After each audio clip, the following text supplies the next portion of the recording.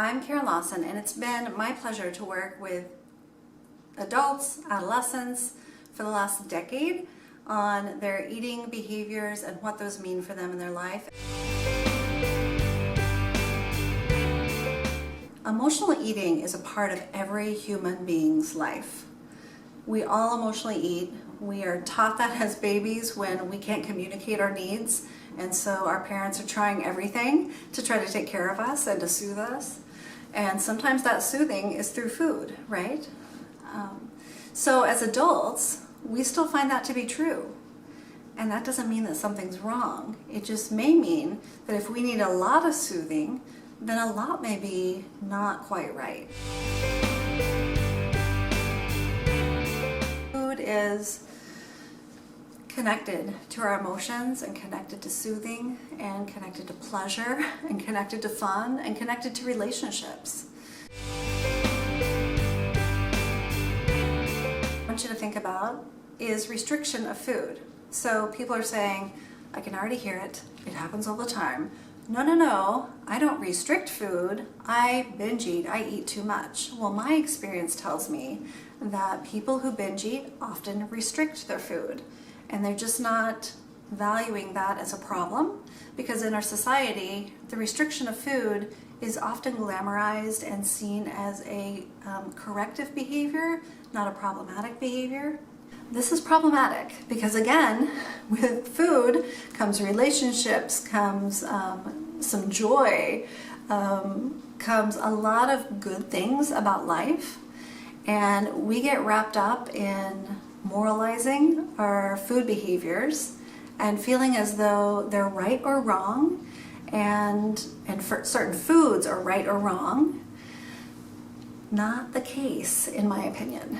This is not heard enough to the general public, and that's primarily because the diet industry has so much money and so much power that they're often promoting other ideas.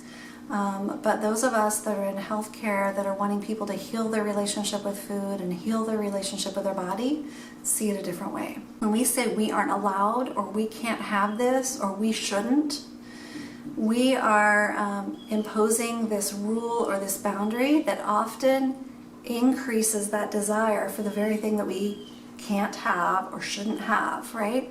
So we're creating this push-pull dynamic. When if we just allowed ourselves to have some and to fully enjoy it and to take it in and not to, eat it mindlessly, but really take it for the awesome experience that that particular food, whatever that is for you, might be, you're actually going to not overeat in the ways that you assume you're going to. So some people often believe, if I allow myself to have this, then I'm going to eat too much of it. Sure, that happens. That happens to all of us. That's normal. That's normal eating, okay? There are times when we enjoy a food so much, we want more of it just for the sheer pleasure. And I know I can already see the comments coming. People are going to lambaste me for that idea.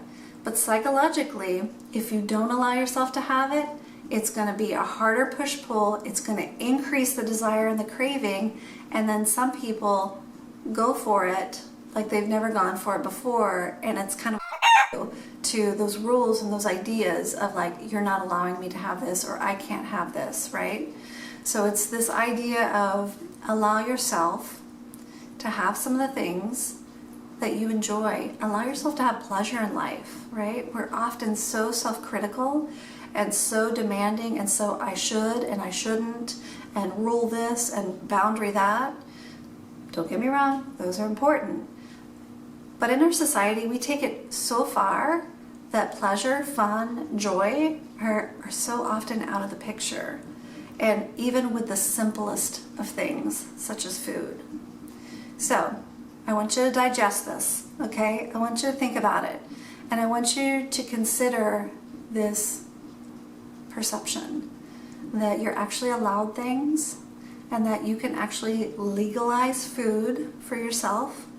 And this idea of being a little more free, having a little more pleasure, it's amazing how that actually changes the relationship with food. There may be more complications, more psychological pieces to a person's life than just this.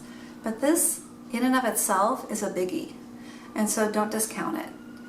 Digest it, sit with it, let me know what you think in the comments. Please be kind. I know it may be blowing your mind a bit and countering many of the messages that you've heard. But I don't say this